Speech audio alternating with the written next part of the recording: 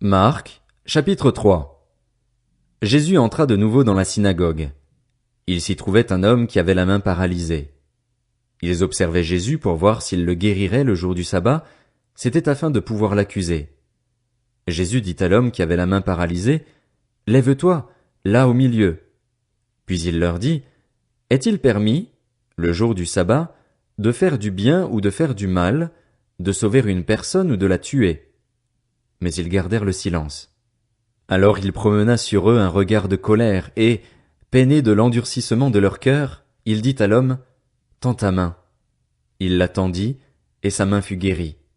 Les pharisiens sortirent et tinrent aussitôt conseil avec les Hérodiens sur les moyens de le faire mourir. Jésus se retira au bord du lac avec ses disciples. Une foule nombreuse le suivit, venue de la Galilée, de la Judée, de Jérusalem, de l'Idumée, de l'autre côté du Jourdain et des environs de Tyr et de Sidon. Cette foule vint à lui car elle avait appris tout ce qu'il faisait. Il dit à ses disciples de tenir toujours à sa disposition une petite barque afin de ne pas être écrasé par la foule. En effet, comme il guérissait beaucoup de gens, tous ceux qui avaient des maladies se jetaient sur lui pour le toucher. Les esprits impurs, quand ils le voyaient, se prosternaient devant lui et s'écriaient « Tu es le Fils de Dieu !» Mais il leur recommandait très sévèrement de ne pas le faire connaître. Il monta ensuite sur la montagne.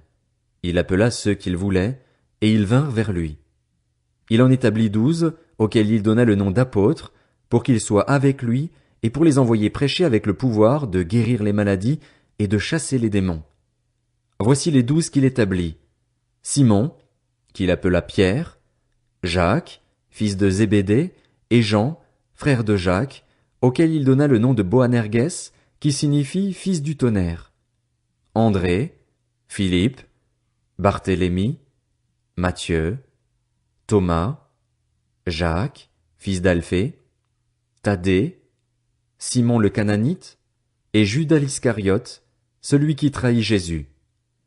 Ils se rendirent à la maison, et la foule se rassembla de nouveau, de sorte qu'ils ne pouvaient même pas prendre leur repas. Lorsqu'ils l'apprirent, les membres de la famille de Jésus vinrent pour s'emparer de lui, car ils disaient « Il a perdu la raison ». Les spécialistes de la loi qui étaient descendus de Jérusalem disaient « Il a en lui Béelzébul. C'est par le prince des démons qu'il chasse les démons. » Jésus les appela et leur dit sous forme de parabole « Comment Satan peut-il chasser Satan? Si un royaume est confronté à des luttes internes, ce royaume ne peut pas subsister, et si une famille est confrontée à des luttes internes, cette famille ne peut pas subsister. Si donc Satan se dresse contre lui-même, s'il est divisé, il ne peut pas subsister, c'en est fini de lui. Personne ne peut entrer dans la maison d'un homme fort et piller ses biens sans avoir d'abord attaché cet homme fort. Alors seulement il pillera sa maison. Je vous le dis en vérité, tous les péchés seront pardonnés aux hommes, ainsi que les blasphèmes qu'ils auront proférés, mais celui qui blasphémera contre le Saint-Esprit n'obtiendra jamais de pardon. Il mérite une condamnation éternelle. Jésus parla de cette manière parce qu'il disait « Il a un esprit impur ». Sa mère et ses frères arrivèrent donc. Ils se tenaient dehors et l'envoyèrent appeler. La foule était assise autour de lui, et on lui dit « Voici, ta mère et tes frères et sœurs sont dehors et te cherchent. » Il répondit « Qui est ma mère, et qui sont mes frères ?» Puis il promena le regard sur ceux qui étaient assis tout autour de lui et dit « Voici ma mère et mes frères. En effet, celui qui fait la volonté de Dieu, celui-là est mon frère, ma sœur, ma mère. »